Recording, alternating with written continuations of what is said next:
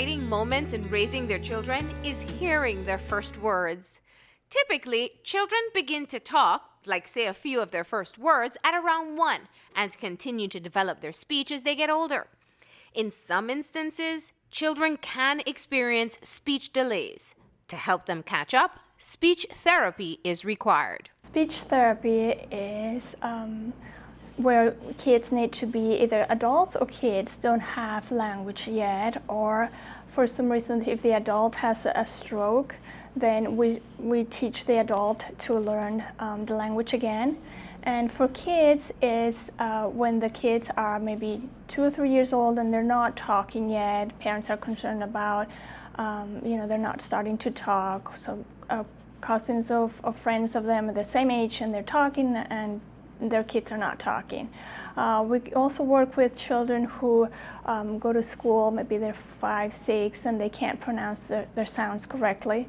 We also look at different disabilities like Down syndrome, cerebral palsy, autism, and we help these children communicate better. Marcella Luthens is a bilingual speech-language pathologist. She recently moved to Belize to volunteer her services at the Inspiration Center. She is currently the only speech pathologist in country. We have children with cerebral palsy. That's the most that I've seen. Severe cerebral palsy, where there's just no communication at all, no movement. I've seen autism, also very severe autism. Down syndrome, I have seen that also. And then I have the typical child who can't say his R's or S's. Yeah. So I've seen just about everything. Parents are very good at knowing that. And they have like something that's telling them that they're not talking. So I always tell my parents, always ask the pediatrician and always ask around professionals if the child should be talking or not.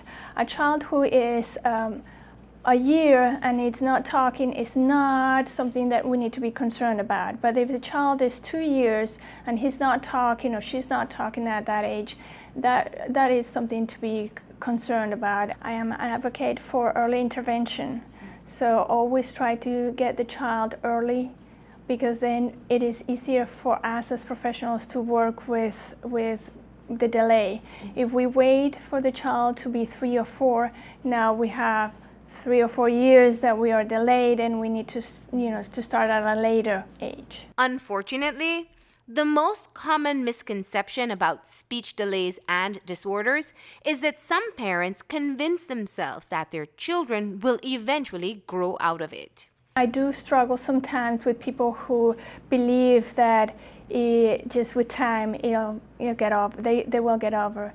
And unfortunately, we have seen, and I have seen it in my profession year after year, they do not get over that. And if they don't seek the attention of the professional, then, like I said, they will struggle, not only in school, but throughout their lives with social skills. Then it's difficult for them to make friends. It's difficult for them later on in life to seek a job and be able to speak correctly. For parents of children with special needs like cerebral palsy or autism, having access to speech therapy now allows them to open the lines of communication with their children. We have children that, because of their condition, let's say cerebral palsy or autism, they're not able to verbalize anything, but there are ways of helping them to communicate through pictures, through signs, through different devices. So depending on what the child can do, we can teach the child to either sign more or eat, and he or she is able to communicate that to the parent. Their frustration decreases and there's communication between the two of them. There are many causes for delays or disorders in speech, but parents can help with speech development by reading to their child. Another tip includes breaking a very common bad habit. We as mothers especially would like to use the baby talk with our babies. That's not something that I recommend, because then they learn that you need to call the object the way that the object is, or the verb, or whatever it is. So you don't say to your child, let's go night-night. No, we're going to go to sleep. So you use the appropriate language so this child listens and then imitates.